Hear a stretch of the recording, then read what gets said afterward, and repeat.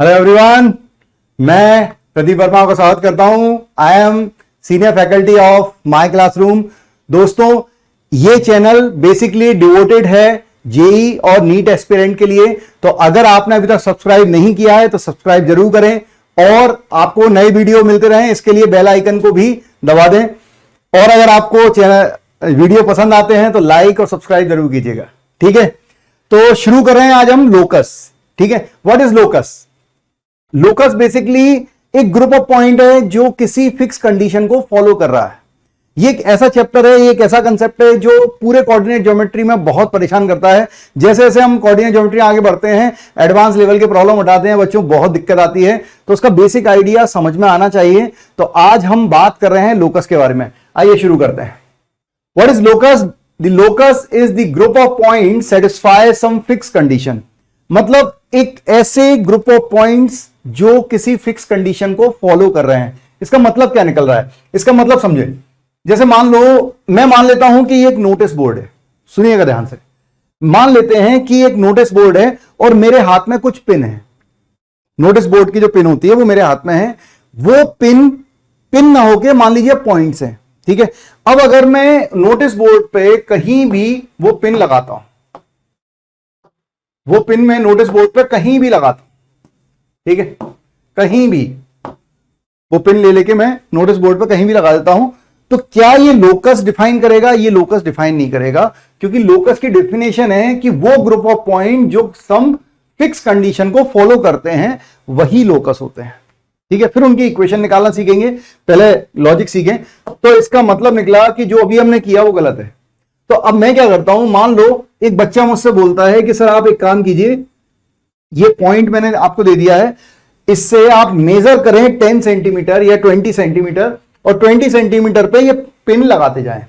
तो मैंने स्केल से मेजर किया, मान लो 20 सेंटीमीटर और एक पिन लगा दिया। फिर मैंने मेजर किया 20 सेंटीमीटर, फिर पिन लगा दिया। ऐसे करके अगर मैं पिन लगाता जाता हूं तो बच्चों आपको एक शेप मिलेगा जिसे लोकस का शेप बोलते हैं। ये सारे ग्रुप ऑफ पॉइंट्स होंगे, थोड़ा रफ डायग्राम है, ध्यान रखिएगा। ठीक है, ये सारे ग्रुप ऑफ पॉइंट होंगे जो एक फिक्स कंडीशन फॉलो कर रहे हैं। मतलब वो फिक्स कंडीशन क्या है? वो फिक्स कंडीशन है कि ये फिक्स पॉइंट से, मैं इसे थोड़ा दोबारा बना देता हूं। ठीक है, हाँ, मतलब ये एक पॉइंट था और हमने पिन लगाया डिस्टेंस मेजर करके। ठीक है, फिर एक पॉइंट लिया, फिर डिस्टेंस मेजर करके, फिर एक पॉइंट लिया, डिस्टेंस मेजर की। अगर हम इस तरह से चलते जाते हैं तो ये सारे पॉइंट्स मिलके एक शेप बना लेंगे जिसे हम सर्कल के नाम से जानते हैं। सर्कल के सारे सर्कमफेरेंस पे जो पॉइंट होते हैं वो ग्रुप ऑफ पॉइंट होते हैं जो एक फिक्स पॉइंट से फिक्स डिस्टेंस पे होते हैं। Means it follows some fix condition. तो बेसिकली लोकस एक नाम दे दिया गया है, एक लीडर का नेम है जो सारे पॉइंट्स को रिप्रेजेंट कर रहा है जो सभी सेम कंडीशन फॉलो कर रहे हैं। ठीक है, एक और तरीके से मैं आपको समझाता हूं। मान लो इस बार एक बच्चे ने मुझसे कहा कि सर ये एक लाइन है और ये एक पॉइंट है। ठीक है, अब आपको इस तरीके से जो पिन है आपके पास नोटिस बोर्ड पे इस तरह से लगाना है कि उन पिन की इस पॉइंट से और इस लाइन से परपेंडिकुलर डिस्टेंस सेम रहे। ठीक है, तो मैंने भाई मेजर की, डिस्टेंस मुझे सेम दिखी तो मैंने पॉइंट लगाया, फिर मैंने पॉइंट लगाया, फिर मैंने पॉइंट लगाया। ऐसे करके मैंने यहां पे मिड पॉइंट पे, अगर ऐसे करके मैं पॉइंट लगाता जाऊंगा बच्चों, तो ये जो बनेगा, ये एक शेप बनेगा। This shape is parabola. ठीक है, तो पैराबोला की कंडीशन होती है कि पैराबोला पर जितने भी पॉइंट होते हैं उनकी फिक्स पॉइंट से और इस फिक्स लाइन से डिस्टेंस सेम होती है। इसी फिक्स पॉइंट को हम लोकस ना होके ये लोकस है। ठीक है, इसी फिक्स पॉइंट को हम फोकस बोलते हैं और इस फिक्स पॉइंट को, फिक्स लाइन को हम डायरेक्ट्रिक्स बोलते हैं। ठीक है, इसी तरह से अगर मान लो मैं लेता हूं 2 फिक्स पॉइंट। ठीक है, किसी बच्चे ने कहा कि सर ये 2 फिक्स पॉइंट ले लीजिए और अब आपको पॉइंट इस तरह से लेने हैं कि उस पॉइंट्स की, इन दोनों पॉइंट से, फिक्स पॉइंट से डिस्टेंस का सम 10 सेंटीमीटर रहे। मान लो ऐसा बोलता है। ठीक है, तो मैंने यहां से मेजर किया, मान लो ये 5 सेंटीमीटर आया, ये 5 सेंटीमीटर आया, ये पिन लगा दी। फिर मैं थोड़ा सा और इधर किसका, तो ये 6 और 4 आया, 10 हो गया। फिर इधर आए तो 7 और 3 हो गया। फिर और इधर आए तो 8 और 2 हो गया। और इस तरफ आते हैं तो ये 1 और ये 9 हो गया। अब जैसे ही मैं इसके आगे और बढ़ूंगा तो फिर से ये 8 और 2 हो जाएगा, फिर ये 7 और 3 हो जाएगा, फिर ये 6 और 4 हो जाएगा, और फिर ये 5 5 हो जाएगा। ऐसा चलता रहेगा। तो अगर आप सारे पॉइंट्स को ज्वाइन करेंगे तो एक शेप जरूर बनेगा, because each shape follow some fix condition. ठीक है, तो ये क्या कहलाता है, ये इलिप्स। तो इलिप्स जो होता है उसके पॉइंट, जो सर्कमफेरेंस ऑफ पॉइंट होते हैं, वो सारे पॉइंट्स इन दो फिक्स पॉइंट, जो फिक्स पॉइंट को ही हम क्या बोलते हैं, फोकाई बोलते हैं या फोकस बोलते हैं, उनसे उनकी डिस्टेंस का सम कांस्टेंट रहता है। तो मेरे ख्याल से आप लोगों को समझ में आए कि पॉइंट लोकस का मतलब क्या है। लोकस वो ग्रुप ऑफ पॉइंट है जो किसी फिक्स कंडीशन को फॉलो कर रहा है। अब हम कैसे, हमें इक्वेशन निकालनी है, जैसे मान लो सर्कल की, या हम स्ट्रेट लाइन की इक्वेशन, स्लोप इंटरसेप्ट फॉर्म या स्लोप पॉइंट फॉर्म, जो भी हम देते हैं, वो सारी इक्वेशन लोकस की हैं, उनके एक्स और वाई के बीच की रिलेशन है। ठीक है, तो यहां पर हम इक्वेशन निकालने के लिए, अब मैं कहूं कि भाई सारे पॉइंट सेम कंडीशन फॉलो कर रहे हैं। ठीक है, मान लेते हैं एक कोऑर्डिनेट ज्योमेट्री पे ये पॉइंट था x1 y1, फिक्स पॉइंट था। मान लिया ये डिस्टेंस थी r, जो कि सर्कल की रेडियस हो गई। अब मुझे रिलेशन निकालना है यहां पर सारे वेरिएबल पॉइंट के x और y के बीच में, जिसे हम इक्वेशन बोलते हैं। तो यहां पर इनफाइनाइट पॉइंट्स हैं जो सेम कंडीशन फॉलो कर रहे हैं बच्चों। ठीक है, तो मैं कहता हूं कि फिर इन सारे पॉइंट्स ने ये मान लिया कि जब सभी लोग एक ही कंडीशन फॉलो करने वाले हैं तो एक को लीडर बना देते हैं। तो उन्होंने एक पॉइंट को लीडर बना दिया, कह दिया ये पॉइंट है h, k, और इसका एब्सिसा सारे एब्सिसा को रिप्रेजेंट कर रहा है, इसके ऑर्डिनेट सारे ऑर्डिनेट को रिप्रेजेंट कर रहे हैं, क्योंकि सभी फिक्स कंडीशन फॉलो कर रहे हैं। तो अब उसने कहा कि ये पॉइंट, ये वेरिएबल पॉइंट है, ये मूविंग पॉइंट है जो मूव करेगा फिक्स कंडीशन पे, और इसकी फिक्स पॉइंट से डिस्टेंस जो है कांस्टेंट है। तो डिस्टेंस फॉर्मूला लगाया, तो root of h minus x1 whole square and k minus y1 whole square equal to कितना है, r।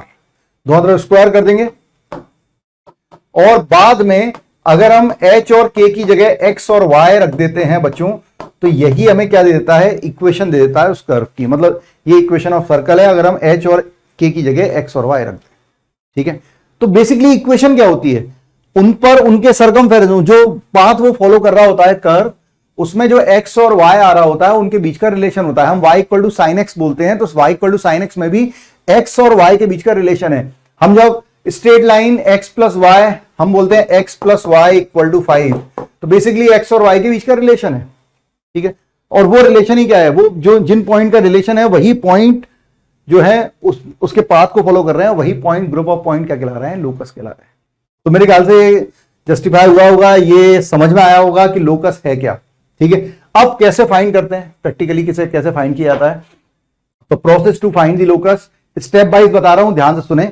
First step, assume the point h, k whose locus is to be found।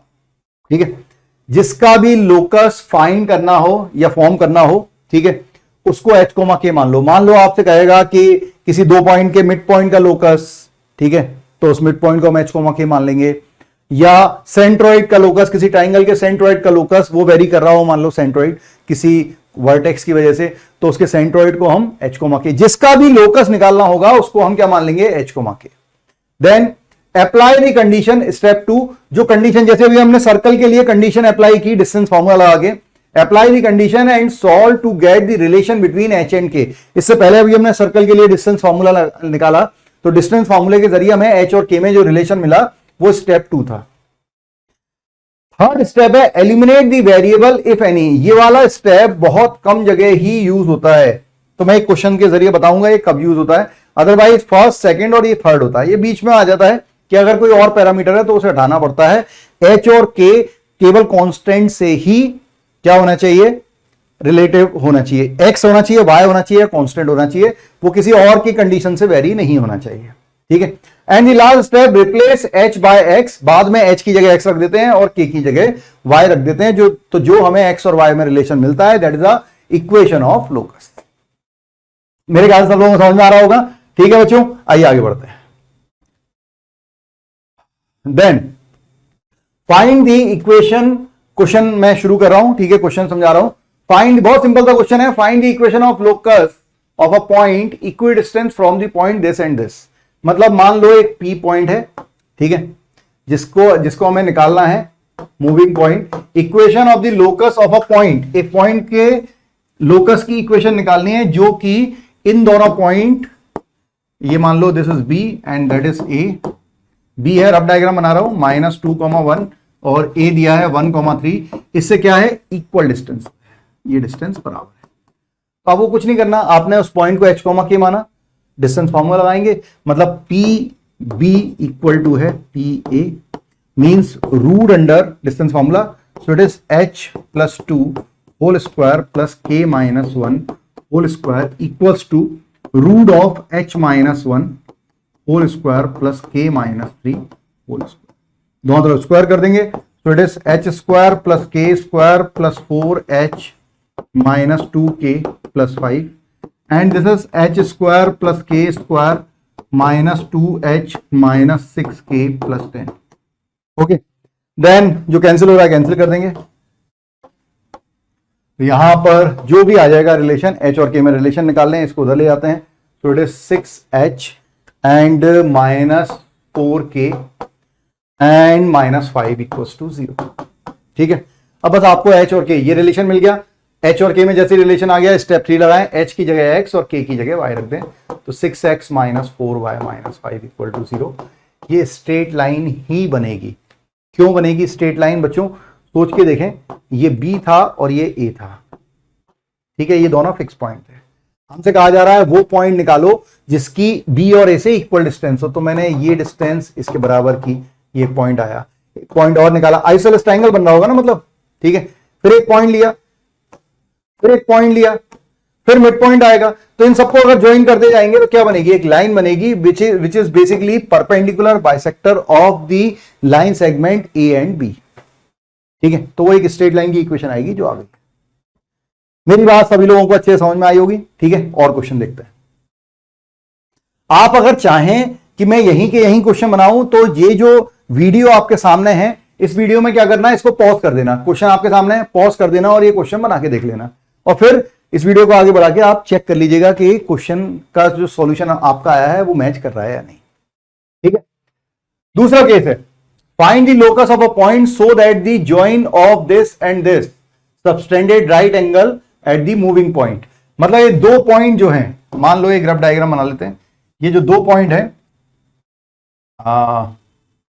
या ऐसे लिख लेते हैं, ठीक है, ऐसा लिख लेते हैं, इट इज -5,1 एंड 3,2।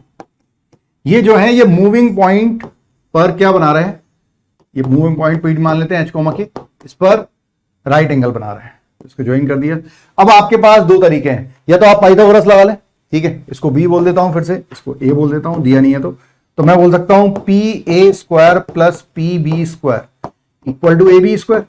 अरे पाइथागोरस से रिलेशन आ जाएगा। या आप स्लोप का केस भी बना सकते हैं कि इसके स्लोप और इसका स्लोप का प्रोडक्ट क्या होगा, मतलब slope of AB into slope of PB, sorry slope of AP and slope of PB is equal to -1 होगा। बट हो सकता है ये जो बच्चे देख रहे हैं इस वीडियो को, उसमें से कुछ 11 के बच्चे हों और जिनने अभी तक स्लोप नहीं पढ़ा हो। वैसे तो फिजिक्स में भी स्लोप पढ़ा देते हैं कि अगर दो लाइन परपेंडिकुलर होती हैं तो दोनों का स्लोप का प्रोडक्ट -1 होता है, तो आप उससे भी निकाल सकते हो, पाइथागोरस से भी जा सकते हो। जैसे अगर मैं इससे निकालूं तो स्लोप क्या होगा, y2 - y1, स्लोप क्या होगा, स्लोप का फॉर्मूला होता है y2 - y1 upon x2 - x1 if two points are given in a single line. ठीक है, so it is k - 2 by h - 3 into slope this one, it is k - 1 by h plus 5 is equal to -1। Product कर लेते हैं, so it is k square - 3k plus 2 और equal to minus, इन दोनों का product हो जाएगा, तो it is h square plus 2h - 15। इसको उधर ले लेते हैं, तो h square plus k square plus 2h - 3k and plus 17, no not plus 17, it is -13, sorry it is -13 equals to, अब h और k की जगह x और y रख दें, so it is x square plus y square plus 2x - 3y - 13 equals to 0। ये basically क्या है, ये इक्वेशन ऑफ सर्कल है।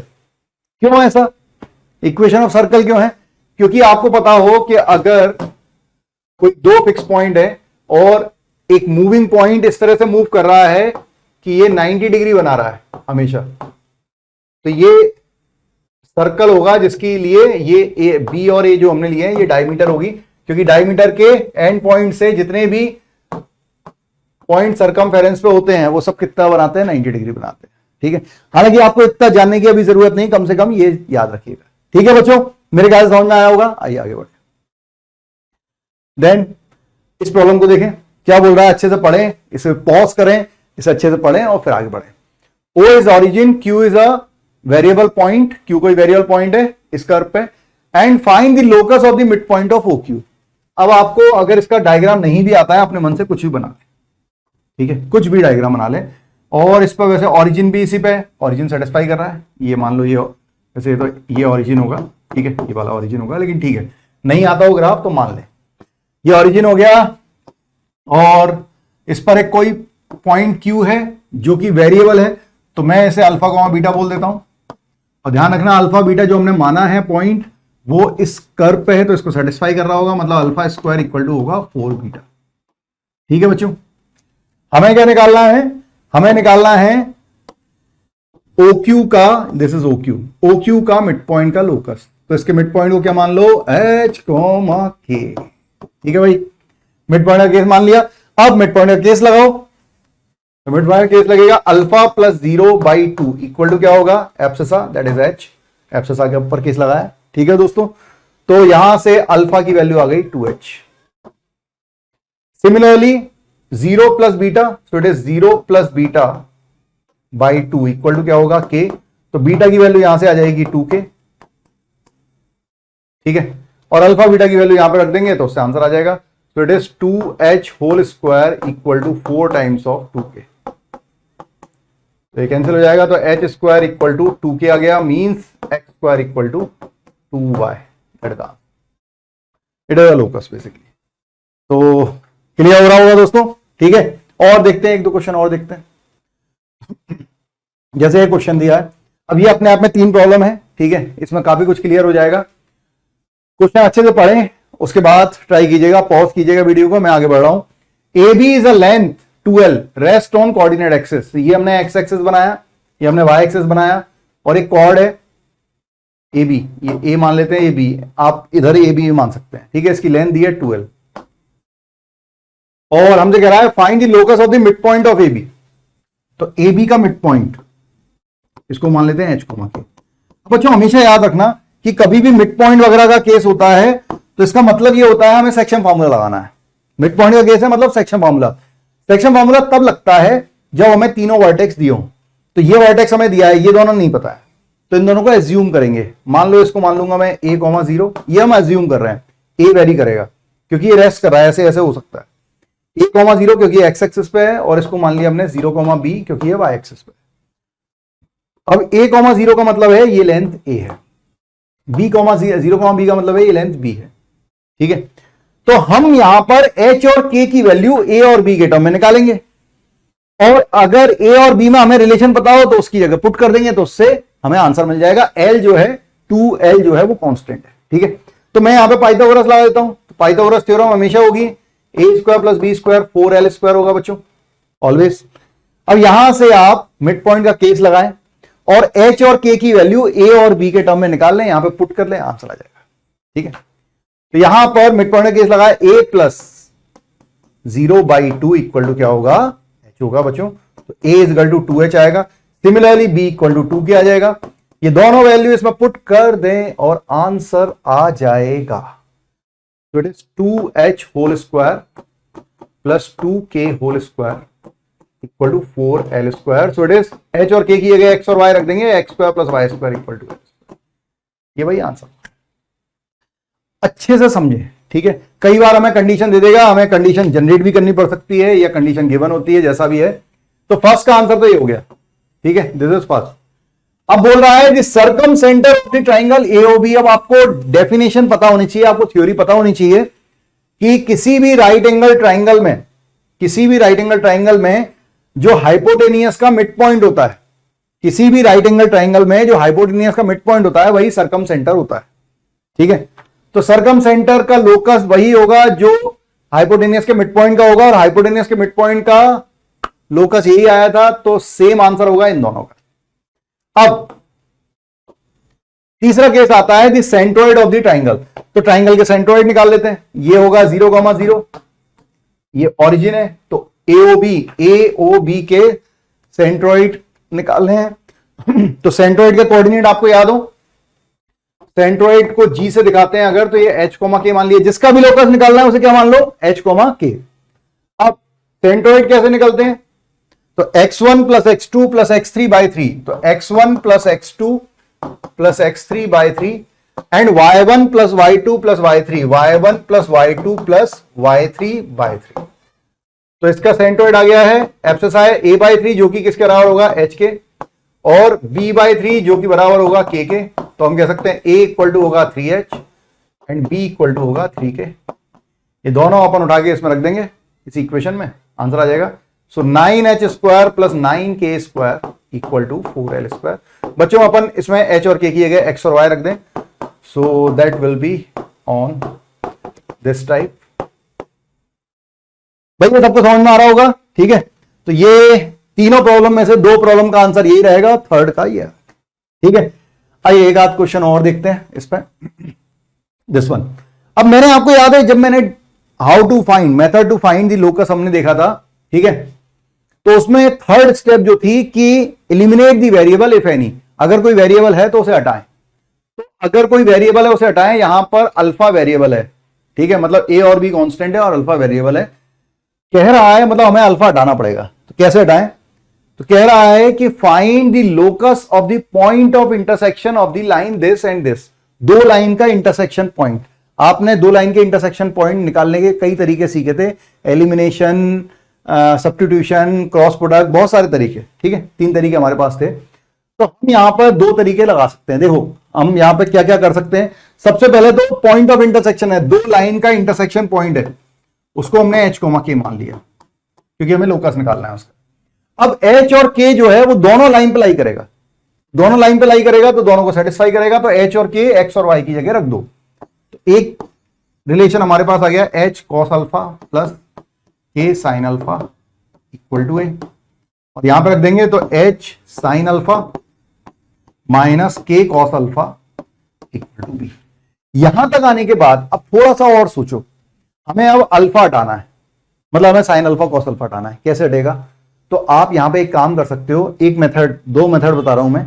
एक मेथड तो ये कि एक बार आप साइन अल्फा की वैल्यू निकालो, कॉस अल्फा हटाओ, एक बार आप साइन अल्फा की वैल्यू निकालो, कॉस अल्फा हटाओ। कैसे हटेगा, तो मैं कहूंगा यहां पर साइन अल्फा के पास k है और यहां पर साइन अल्फा के पास h है, तो यहां पे आप h का मल्टीप्लाई कर दो, यहां पे k का मल्टीप्लाई कर दो, सब्ट्रैक्ट कर दो, तो ये हट जाएगा। तो कॉस अल्फा की वैल्यू h और k के टर्म में आ जाएगी। सुनना ध्यान से, कॉस अल्फा की वैल्यू h और k के टर्म में आ जाएगी, वो कॉस अल्फा की वैल्यू रख देंगे तो साइन अल्फा की वैल्यू भी h और k के टर्म में आ जाएगी। और sign square plus cos square, sine square alpha plus cos square alpha 1 होता है, उसमें पुट कर देंगे तो h और k में रिलेशन आ जाएगा। एक तरीका तो ये है। दूसरा शॉर्ट ट्रिक होती है कि कभी भी कॉस अल्फा और साइन अल्फा में अगर माइनस का अंतर हो, कोफिशिएंट सेम हो लेकिन केवल इक्वेशन में माइनस का अंतर हो, मैं रिपीट करता हूं, अगर कभी भी साइन और कॉस में कोई इक्वेशन, 2 लीनियर इक्वेशन साइन और कॉस में है और दोनों में केवल साइन का अंतर है बीच में, बाकी कोफिशिएंट सेम है, तो आपको कुछ भी नहीं करना होता, आपको सिंपली दोनों को क्या करना है, स्क्वायर करना है और ऐड कर देना है। अगर आप साइन और कॉस हटाना चाहते हैं, दोनों का स्क्वायर करें। मैं रिपीट करता हूं, ऐसा कब करना है, जब साइन और कॉस का लीनियर इक्वेशन है और माइनस का अंतर है, तो आपको दोनों का स्क्वायर करके ऐड कर देना है, अपने आप साइन और कॉस हट जाएगा। कैसे हटेगा, देखो इसका स्क्वायर होगा तो यहां पे आएगा h square cos square alpha, इसमें आएगा h square sine square alpha, तो h स्क्वायर कॉमन निकालेंगे तो बनेगा sine square alpha plus cos square alpha. मैं s और c लिख रहा हूं, साइन और कॉस को, h square cos square alpha add कर रहे हैं, h square sine square alpha, तो h square common sign square plus cos square, plus इसका स्क्वायर होगा तो k स्क्वायर साइन स्क्वायर, इसका भी स्क्वायर होगा, प्लस में k square cos square, k square common निकालोगे sine square plus cos square आएगा।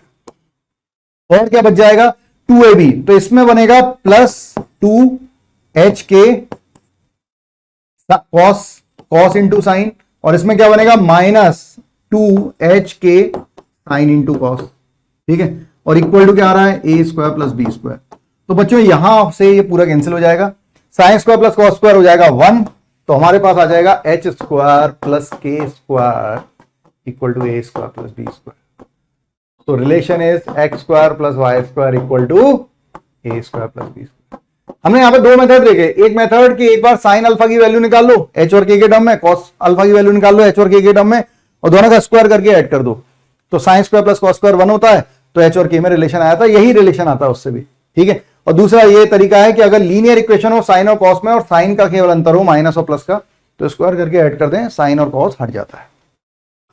तो मुझे पूरी उम्मीद है कि आप सभी लोगों को अच्छे से समझ में आया होगा। बच्चों अगर आप हमें फॉलो करना चाहते हैं सोशल मीडिया पे, तो उसका लिंक डिस्क्रिप्शन बॉक्स में दिया हुआ है, काइंडली ज्वाइन एंड फॉलो। ठीक है दोस्तों, काफी आज के लिए, मिलते हैं नेक्स्ट वीडियो में। थैंक यू वेरी मच, जय हिंद।